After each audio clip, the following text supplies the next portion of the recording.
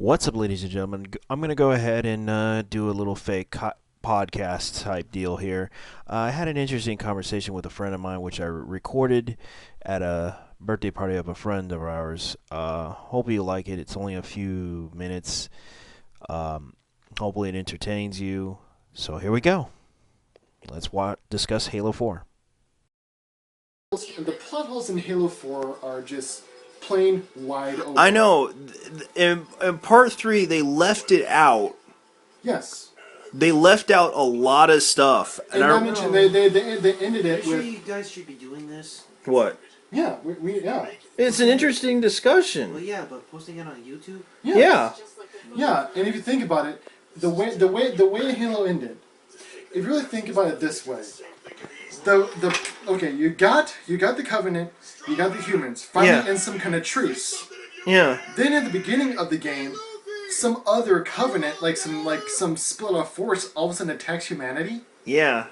That I don't get. I don't get it either because when they discovered, the Forerunner, it's like, okay. Yeah. And you realize the Forerunner was trying to get everyone to fight the humans. And Very true. Yeah, it's like, didn't we just... Didn't we just establish this? Yeah. And the fact that Halo 4 was... It just basically cut off all the plot holes. It just put out a whole bunch of plot holes. Did we rescue Cortana or something here? Yeah. And how did Cortana get rescued from whatever? And how did Ford into Dawn get into this? Ford into Dawn itself is the big mystery. Yeah. Like it's what was it attacked by? What was how come there was some massive force standing right outside the ship? Where did this force come from? And how did this whole thing end up right beside a Forerunner planet? I know. And it's like no one knows what happened in that game. Bingo. That's that. If you make this to make this point really clear, okay, I know some major differences in how even how the Covenant looked. Yeah, and it was kind of strange how they did that. Yeah, I mean the Covenant wearing such different armor. That was another thing that really confused me. Like the armor was totally light blue. I know. They had gold. Yeah. And it was I remember gold, white, gold, white, light blue. Yeah, I know. White. I mean, and another thing. I hated that they introduced these little quick time events. Really unnecessary and doesn't really fit in any Halo game. I know. Think about it. I do you know what I did like about Part 4? What did you like? The only thing I liked about Part 4 was was that one mode that they had where you play a different storyline. Mm-hmm. I forgot what it was called. It had the episodes on it. Oh, it was Spartan Ops, I think. Yeah, Spartan Ops. It was Spartan Ops actually pretty interesting. It had a very interesting storyline. If they would have put some of that into the main story, I think it would have fit some places. It would have fit some places, but they kind of, it would have been an interesting side story. Very true. Instead of having Master Chief, in some suspended animation shit. In some suspended animation, they could have, I understand that, they rescued Cortana. Mm-hmm. By some odd means. But,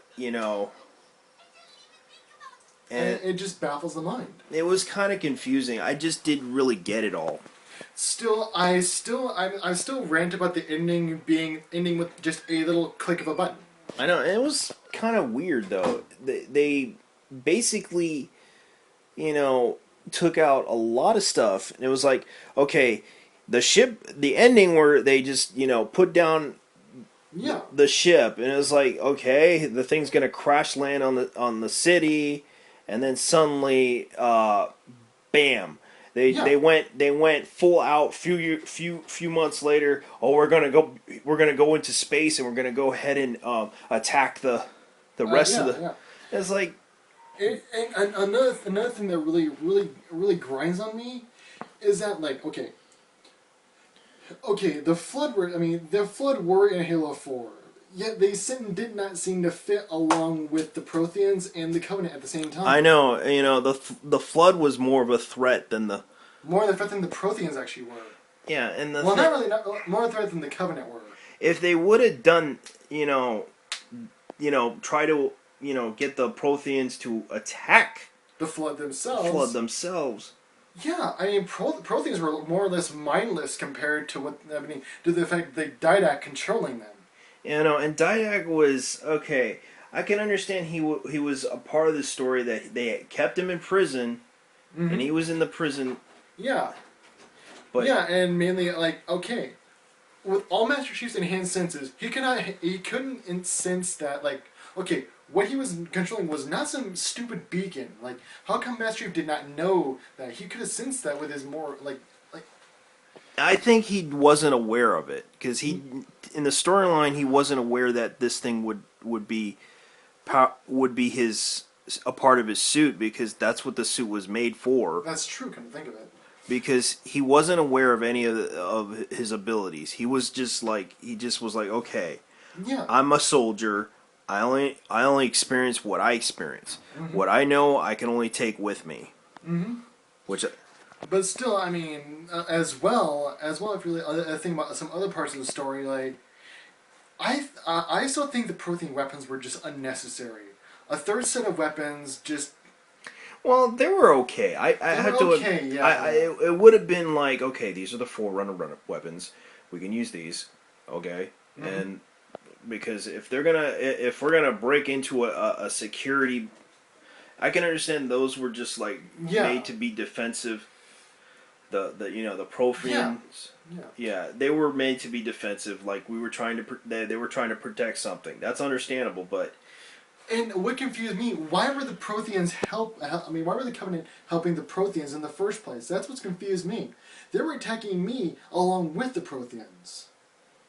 I mean, yet they were fighting each other. There were parts where the Protheans were outright attacking them, but there were parts where where the Protheans and the Covenant were working together to stop me at the same exact time. The thing that bothered me was they left out a lot of stuff. Like I could understand that the AI librarian, whatever they were called.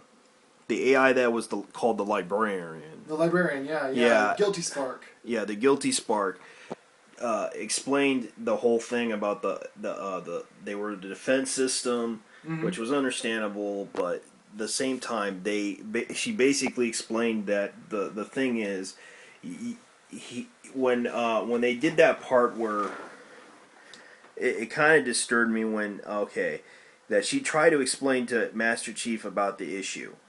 That the Prothean himself was a criminal.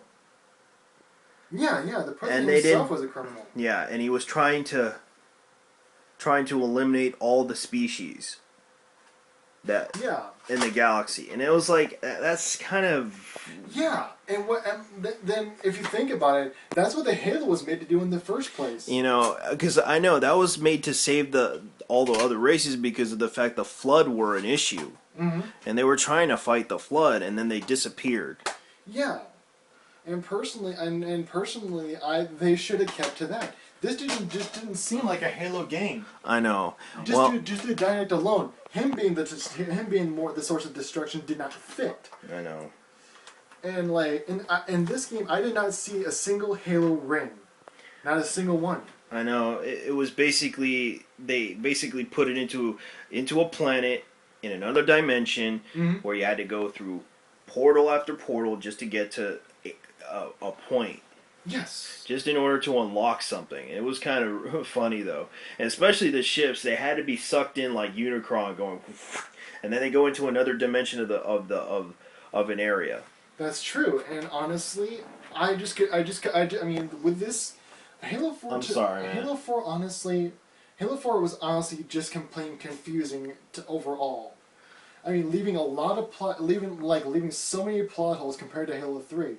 Not to mention, if you think about it, it was one of the UNSC ships that back in Halo 3 that Master Chief was stuck on at first with Cortana. I know, and it was kind of surprising.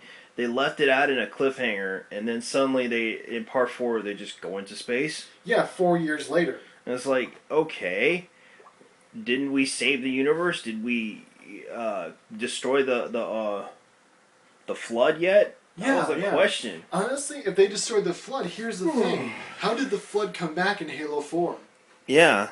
That's what was the confusing part. The flood were already gone in Halo 3.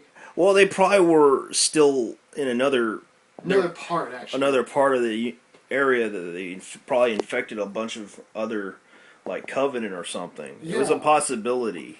But still, it does leave an open end. How are these it still begs the question: why were there hostile Covenant after 4 years? Why didn't the truce hold till then?